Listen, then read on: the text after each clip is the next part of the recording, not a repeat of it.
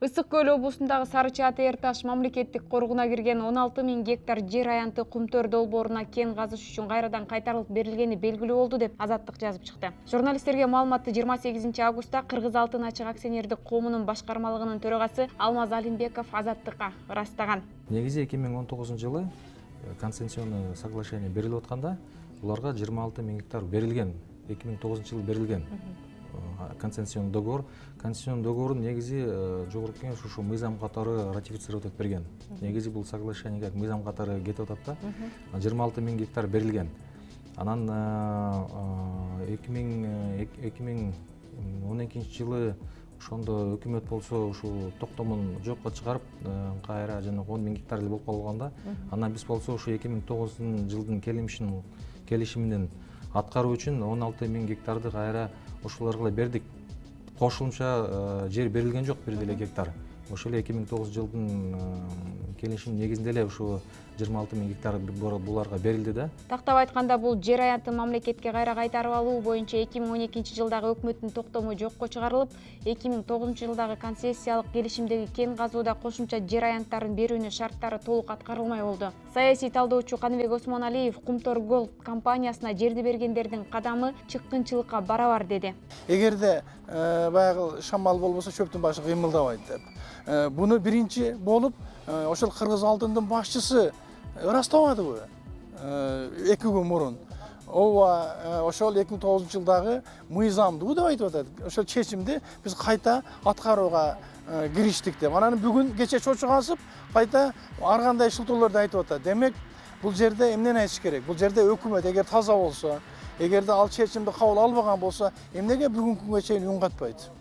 Ачыгын айтып эле, же чечим кабыл алынды, же чечим кабыл алынбады десе, эл дагы мындай бир жансыз болуп тынчып калмак да. Бирок көп өтпөй эле Алмаз Алимбековдун сөзү бурмаланды деп Кыргыз Алтын мамлекеттик ишканасынын маалымат катчылыгы айтып чыкты. Ысык Көл облусундагы Сары Чааты Эр Таш мамлекеттик коргоо 26 000 гектар концессиялык аянтка кирет деген маалымат чындыкка дал келбейт. Концессиялык аянттын аймагынын ичинде 16 гектар жер коруктун аймагына кирбейт. Сары Чааты Эр Таш коргоонун аймагында геологиялык чалгындоо иштери карьердин тегерегинде гана жүргүзүлгөн. Бул тууралуу Өнөр жай энергетика жана жер казынасын пайдалануу мамлекеттик комитети да билдирди.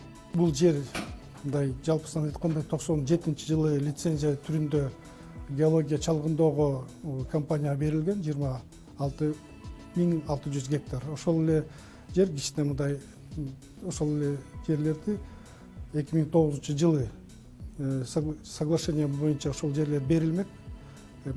Просто аяктан мурун концессия, анан лицензия болчу да, ошону бириктирип берилмек центргачы.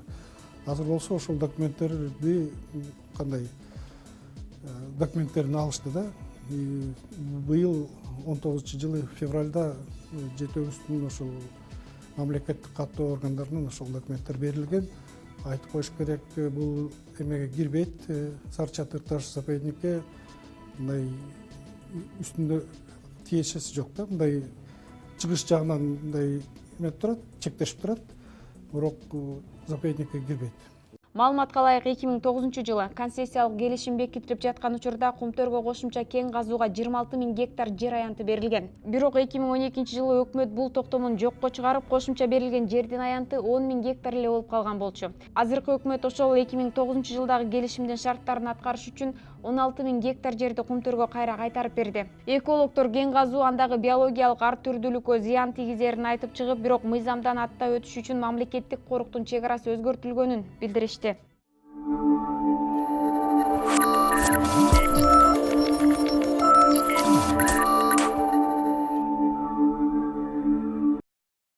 Бишкек шаарында 28 августта эртең менен эркек адамдардын арасында мушташ чыгып, анын кесепетинен алардын бири комага түштү. Бул тууралуу шаардык ички иштер башкармалыгынын басма сөз кызматы билдирген. Болгон окуянын толук видеосу жана жабыркагандардын сүрөттөрү интернетке жарыяланды. Анда 2 киши бирөөнү катуу сабап жатканын көрүүгө болот. Жабырлануучунун бет сөөгү сынып, дене бою көк ала болгон. 2019-жылдын 28 августунда Ленин райондук милициясына дымы атуу аял киши кайрылып, эртең мененки саат 7-лерде Акунбаев менен Курчатов көчөлөрдүн кесилишиндеги Ярмарка супермаркетинин жанында күйөөсүн сабап, из жашырып кеткендерге карата чара көрүүнү өтүнгөн. Ур тепкиден жаракат алган 31 жаштагы жабырлануучуну тез жардам унаасы улуттук госпиталга алып келген.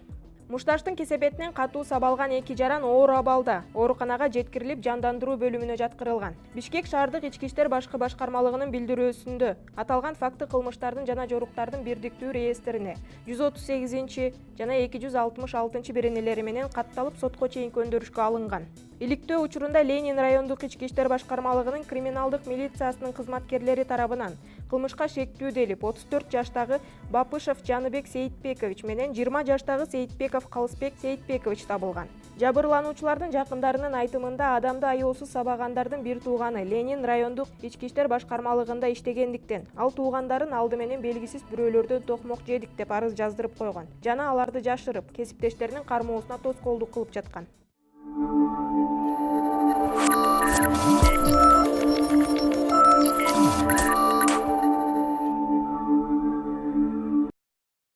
Камактагы мурунку депутат Садыр Жапаровдун уулун сүзгөн Жаран Жапаровдон жана анын үй бүлөсүнөн кечирим сурап, баласынын ордуна бала болуп берейин деген кайрылуусун жасады. Бул тууралуу Талант Сагынбаев аттуу блогер өзүнүн YouTube каналына жарыялады. Дастанын үй бүлөсүнөн кечирим сурайм. Терең кайрылуу менен көңүл айтам. Авариядан кийинки 4 күн бою Дастанын үй бүлөсү менен чогуу жүргөм. Ушунчалык мээримдүү, кайрымдуу үй бүлө экен. Кечиримдүү, мен ишенем Дастанда ошондой киши болчу. Аны түшүнүп мага да экесе оор болуп жатат. Жакын арада өзүм ата болгом. Ата эненин ичиндеги, жүрөгүндөгү күйгөн өрттү мен да сезип жүрөгүм жарылгыдай болуп атат. Дастандын жалпы үй бүлөсүнөн кечирим сурайм.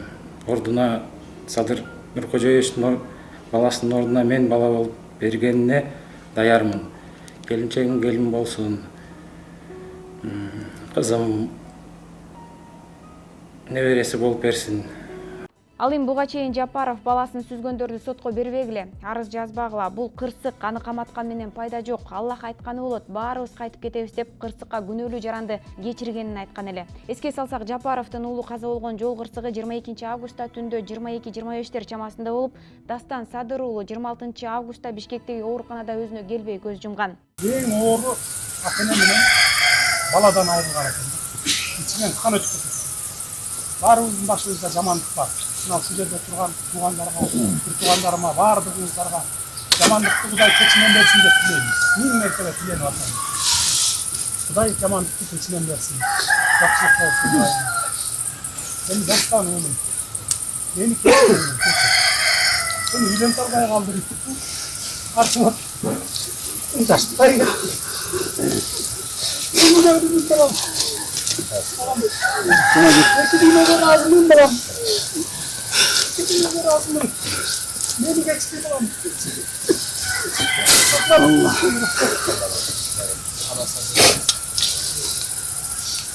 Камактагы экс-депутат Садыр Жапаровга баласынын тажыясына катышууга уруксаат берилип, 27 августта бошотулган. Жапаровдун 27 жаштагы уулунун сөөгү 28 августта Түптүн Кең суу айылында жерге берилген. Ал эми Садыр Жапаров жаза мөөнөтүн өтөп жаткан номер 1 түзөтүү абагына 28 август күнү кечинде кайра кайтарылган.